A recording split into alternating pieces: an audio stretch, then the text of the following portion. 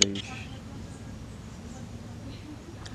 E ainda na região noroeste, como disse, subindo em direção ao nosso extremo norte do Rio de Janeiro, na nossa divisa com o Espírito Santo e Minas Gerais, Italva. Na verdade, nas minhas aulas não falarei de todos os municípios cariocas, até porque tem municípios muito pequenos e que não têm potencial turístico factível, vamos botar assim. Lembrando, todo local tem potencial turístico. Agora, o problema é acesso e escala a ser pensado.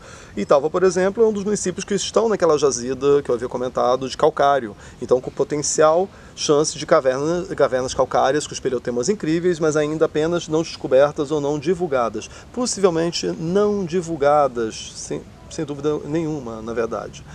Na beira do Paraíba do Sul, próximo ao Rio Pomba, temos alguns municípios clássicos na região que já tiveram sua importância na área agrícola no passado e também das suas feiras agropecuárias, como Italcara, do lado de Aperibé, de onde se é vista a Serra da Bolívia com facilidade.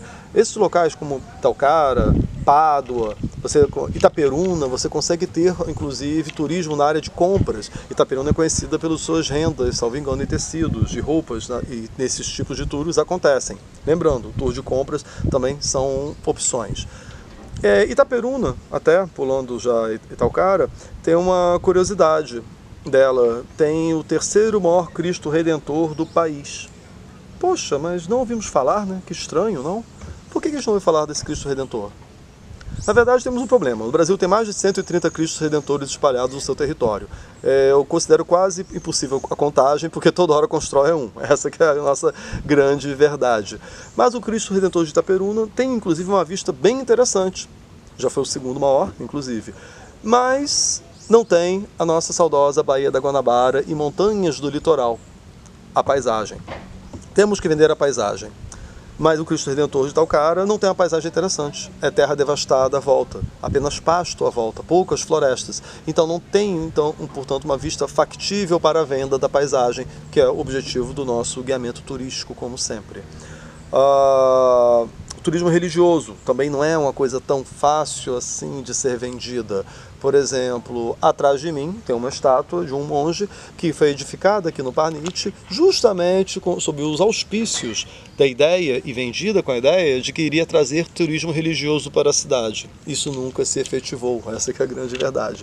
O turismo religioso também é algo difícil a ser vendido, mas é um elemento turístico muito bom a ser trabalhado. Temos vários locais que são vendáveis, como Aparecida do Norte, por exemplo, continuamente romeiros naquela direção, não para o turismo naquela localidade. Itaperuna tem parque de águas também, com um bom potencial de venda, na verdade, que pode ser trabalhado.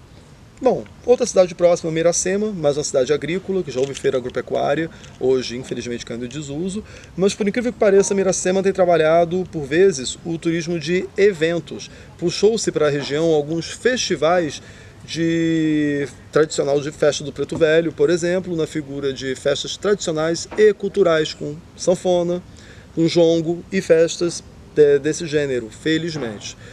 Atrativos culturais podem ser interessantes para a venda, desde que sejam raros, o fator raridade, tal como falei na atividade anteriormente. Temos vários casarios na região, então tem casarios históricos, mas pelo café não ter tido sua presença consolidada na região, isto é, não gerou tanta riqueza. Então os casarios não são tão ricos em detalhes como eram justamente na região do Vale do Paraíba, muito ao sul.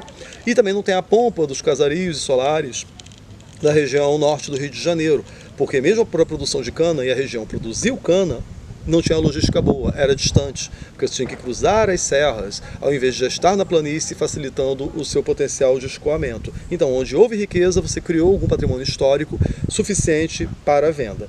Bom, eu mencionei natividade, vamos para a natividade, na verdade. Natividade você já entra também nos domínios dos chamados contrafortes da Serra do Caparaó. O extremo norte do Rio de Janeiro ganha altitude, porque já fica no pé do Caparaó, um dos maiores picos, o Pico da Bandeira, um dos maiores picos do Brasil, quase 3.000 metros de altitude. Ganhando altitude, esfria. E esfria, começa uma outra forma de produção agrícola. Lembrando que Natividade, hoje, e Varriçai são dois dos grandes produtores de café do Rio de Janeiro. E essa que é a nossa sorte, felizmente.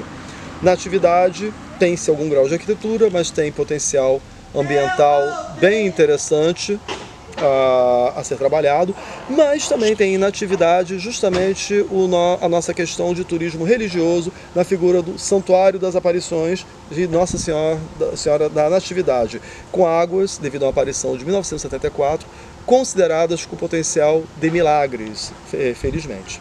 Um pouquinho mais ao norte, não, na verdade vizinho, temos Porciúncula, arquitetura do século XIX e século XX, uma grande produtora de café também.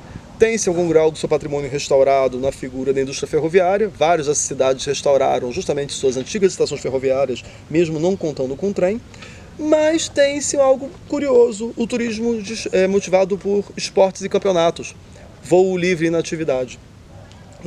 Porciúncula, perdão.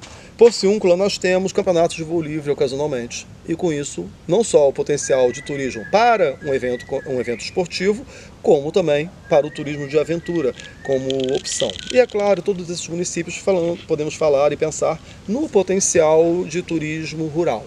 Propriedades rurais, os moldes da agricultura familiar, têm potencial de venda. Porque no imaginário nosso urbano, como imaginamos o campo?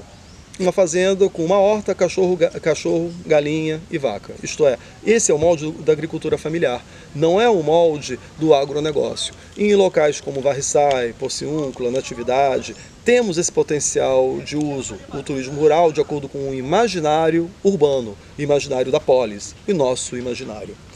Bom, quase que finalizando a região noroeste, Varre e Sai. Eu não trabalhei bem o nome dos municípios. Vários municípios têm origem tupi. Varriçai não é tupi, claro. Varriçai tem uma história curiosa. Na época dos tropeiros havia uma estalagem e que o tropeiro que passava lá tinha uma seguinte obrigação: varrer ao sair. E ele era sempre cobrado, o tropeiro, quando estava viajando, de quando sair, varre e sai. Daí a origem do município. O município Varriçai é um município com terras com potencial de fertilidade incrível. Tive o prazer de trabalhar lá na área agrícola. O nosso talvez maior produtor de café e de cachaça, só que isso não é famoso porque as cachaçarias da região, boa parte da produção é exportação para o Japão diretamente, e é conhecida pela sua grande colônia de origem italiana e alemã. As principais famílias lá têm essas duas raízes. E lá você tem justamente a festa da colônia italiana, a festa do vinho, no mês de julho, e é algo de turismo regional bem famoso, bem consolidado, e nós aqui não vendemos. Gente, o que mais conhecemos aqui no Rio de Janeiro são descendentes de italianos. E quando se pensa em cultura italiana, vai para onde? São Paulo.